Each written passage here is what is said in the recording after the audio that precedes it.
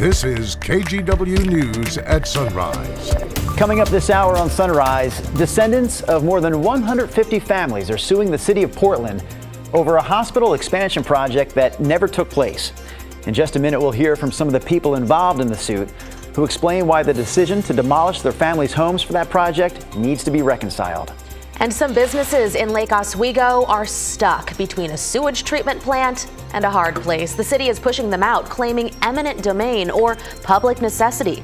We'll explain how it's legal for the government to force these businesses to move. Plus,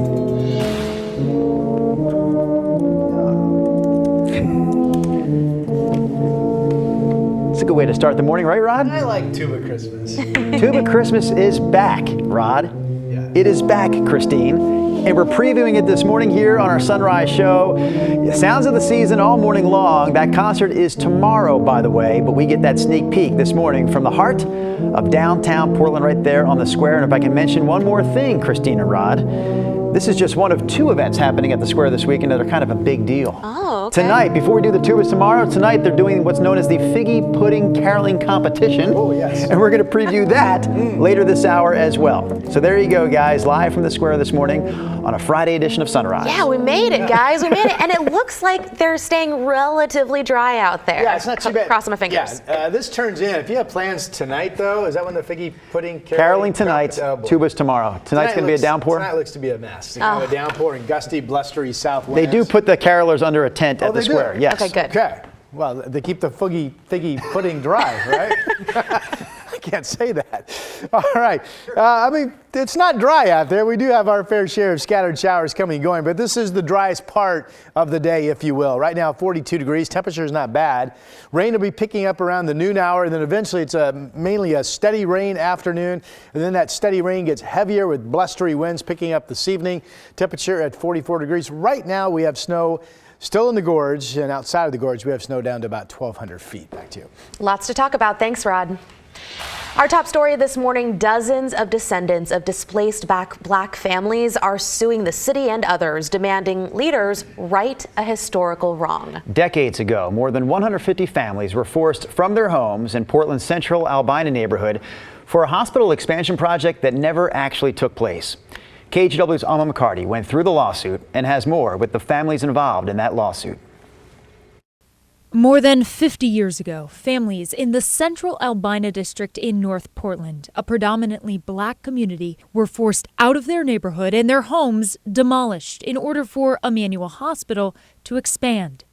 In a newly filed federal lawsuit, 26 black descendants of families displaced from central Albina say the destruction of homes led to the destruction of a vibrant, close-knit, and thriving community, and the deprivation of inheritance, intergenerational wealth, and opportunity. The suit also alleges the city, the former Portland Development Commission, and Emmanuel Hospital acted out of, quote, pure racism, removing families from the economically desirable neighborhood under the guise of addressing urban blight for a hospital expansion that never happened. KGW spoke with the group Emmanuel Displaced Persons Association 2 earlier this year. This battle's been going on since it started, right? Since the 60s and 70s.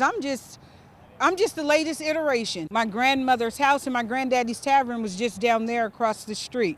It was demolished and they were not compensated. In the more than 50-page lawsuit, the descendants of families who lived in central Albina described the importance of these homes within the community, the struggles they faced when they were forced out, and just how much the homes would be worth now had they not been razed. Many estimated their worth at more than $500,000.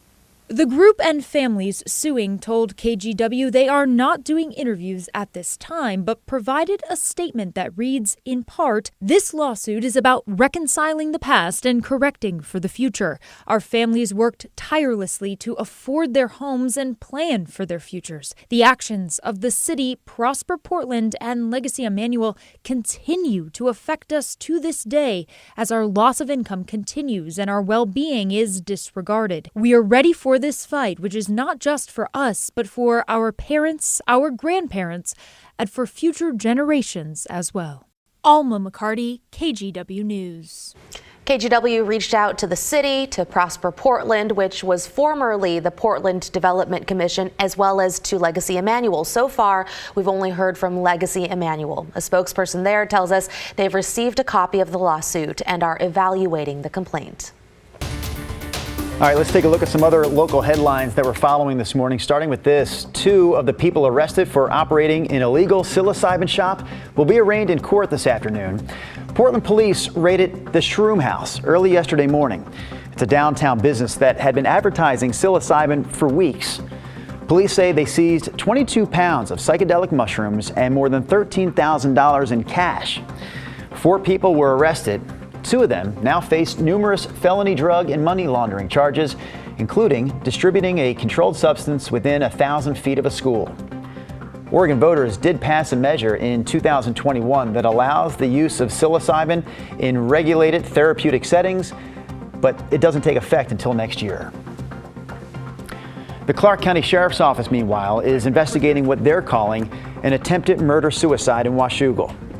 Just after 1 o'clock in the afternoon yesterday, authorities found a man and a woman, both in their 70s, shot in a home near Southeast Sunset View Road and Evergreen Highway. Police believe they were married and that the husband shot his wife, then himself. The woman died. The man remains in critical condition. And 7 people were arrested in a retail theft bust in Clackamas last night. Deputies say the suspects tried to walk out of the Home Depot on 82nd Avenue with more than $1,000 in stolen goods, including a drone, a faucet, multiple spray paint cans, and other items. The suspects' ages range from 16 to 54. And that's a look at some of this morning's local headlines. Lake Oswego needs a new water treatment facility, and the city knows where it wants to put it. The problem is that longtime local businesses lay in that new footprint. Because of what's called eminent domain, those businesses will now be forced to move, and for some, that is just not a realistic option. Our Chris McGinnis has been covering this, and Chris, you spoke to both a business owner and the city.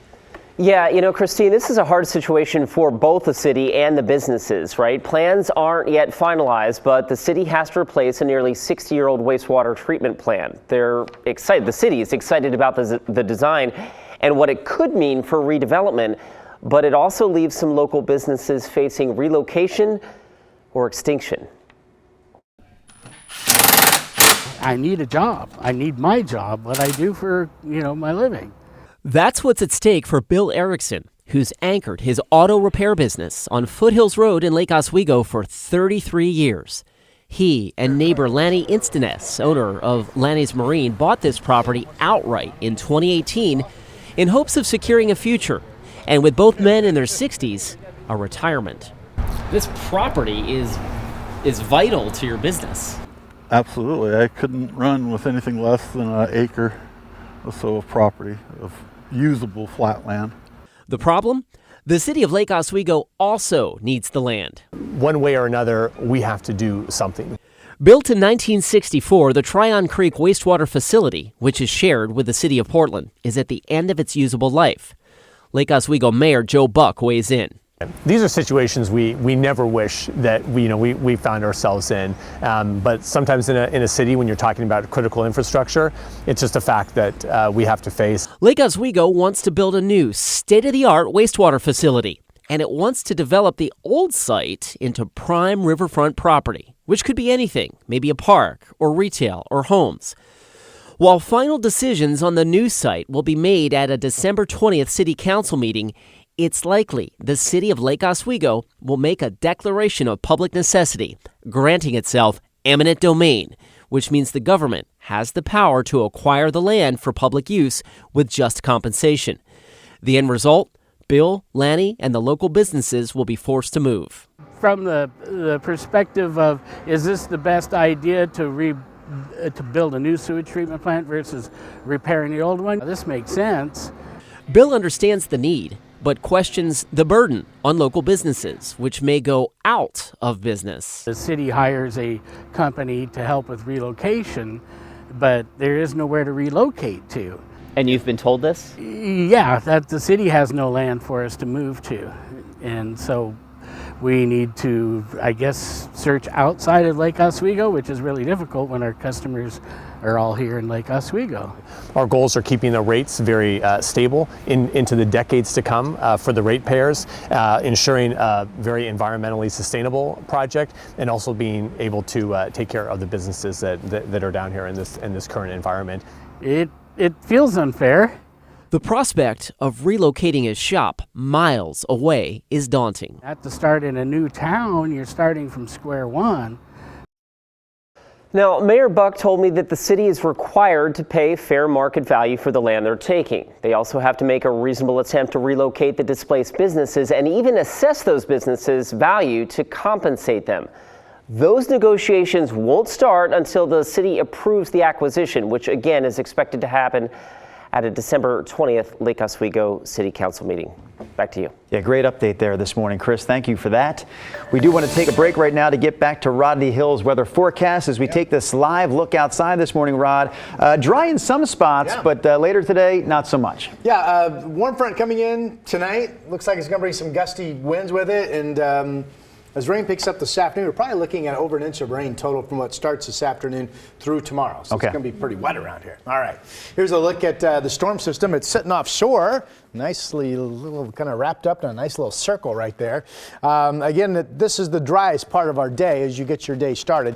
And it's not bad outside. We don't have a lot of wind, scattered showers, but more dry than wet as you begin your Friday. Here are the numbers in the North Valley. Downtown Portland, 42, 38 out in Hillsboro, 38 up in the center. And then I am watching the gorge. It's still below freezing out in Hood River at 28 degrees and 29 in the Dalles, and the travel cameras out in the gorge still show 84 with at least partial snow cover in some spots. So that's slow going. And I don't think the gorge is really going to warm up much today either. 40 in Salem currently, and we have temperatures with mostly cloudy skies in the 20s and teens out across eastern Oregon. So here's our movie for today. 9:30 this morning, scattered showers. Now we're getting into the noon hour, rain starting to pick up at the coast. And then eventually it becomes a steady rain this afternoon. And that continues, I think, more than not throughout your evening hours. And with south winds picking up at least 15 to 25, maybe some gusts to 35 tonight, that'll be very blustery and very wet for your Friday night plans. Here's heavy snow in the Cascades and wet snow falling and probably accumulating in the Columbia River Gorge tonight as well. Tomorrow morning, 7:30, perhaps a little break, and then the cold front behind the warm front. So tonight it's the warm front, tomorrow it's the cold front. That swings in, and there's steady rain mid-afternoon. It still looks like by the time we get to Sunday, our weather gets much, much quieter. Sunday a day with just a few scattered showers around, and then we go dry much of next week. Here's a look at the gorge numbers. I have Hood River staying at 32. Afternoon snow accumulations expected. 35 in Cascade Locks, maybe. The Dalles above 32, maybe. All right, for the Valley, 44 in Salem today. Temperatures overnight tonight, by the way, will eventually go up. So we could wake up and start your Saturday morning. I have a low of 40, but it could be 45, 46 even when you step outside tomorrow morning. That'd be a steady temp with the rain shots at times. Sunday, much drier. And then outside of morning fog with some mist, it's all dry. It looks like next Monday, Tuesday, Wednesday, Thursday. That's your forecast. And here's your tubas, Rod. Oh, my tubas at the Square this morning. Getting ready for the annual Tuba Christmas concert in downtown Portland tomorrow.